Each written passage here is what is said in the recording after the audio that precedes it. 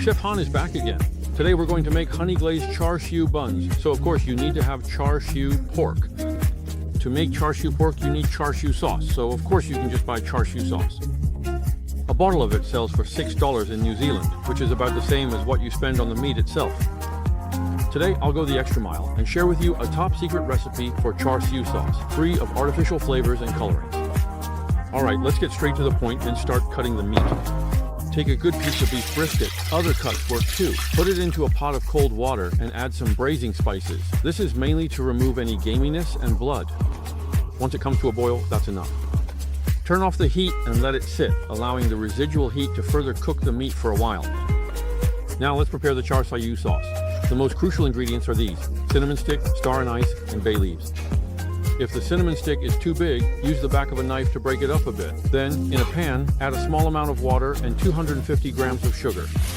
250 grams sounds like a lot. Well, you can cut it in half if you want, but since we don't eat this often, let's indulge ourselves this time and go all out to achieve that honey glaze effect.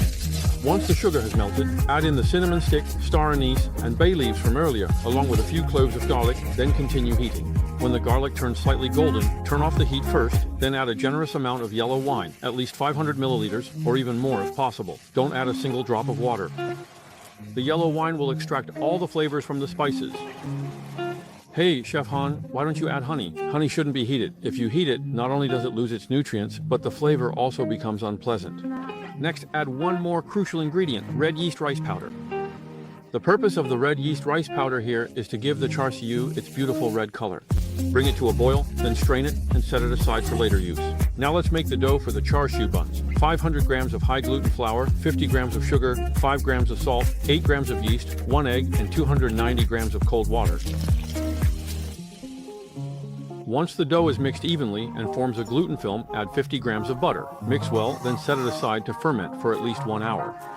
At this point, take out the beef we prepared earlier, cut it into strips, and put it into a pressure cooker. Cook it under pressure for 20 to 30 minutes. If you prefer a chewier texture, cook it for 20 minutes. After taking the meat out, save the broth for the next step. Put the meat into a wok and stir fry until it develops a fragrant, slightly charred aroma. Then add half of the char siu sauce. Once the sauce thickens, you can plate the meat and set it aside.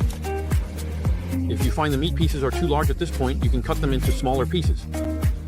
The reason we cut the meat into strips earlier, instead of directly into cubes, is because cutting it into cubes at that stage could break up all the meat fibers, causing the char siu to lose its proper texture.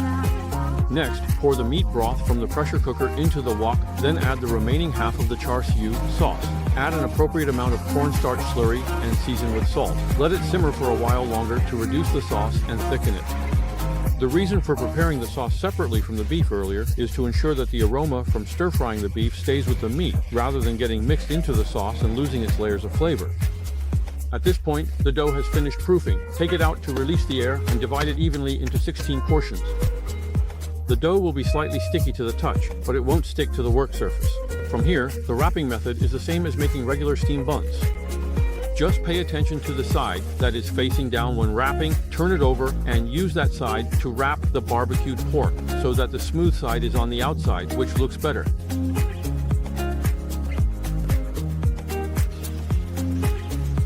After wrapping, let the buns proof a second time for 30 minutes. If the weather is cold, you can extend the time appropriately. Once the proofing is done, preheat the oven. At this point, brush the char siu buns with egg wash, and for decoration, you can sprinkle some sesame seeds on top. Bake at 180 degrees Celsius with both top and bottom heat for 30 minutes. If you're baking on 2 racks like I am, switch their positions during baking. What if they're stuck together? They're still delicious even if they're stuck together, and they won't fill you up any less. After the char siu buns come out of the oven, for a nicer appearance, you can brush on some malt syrup or honey water. With this, the honey glazed char siu buns truly live up to their name.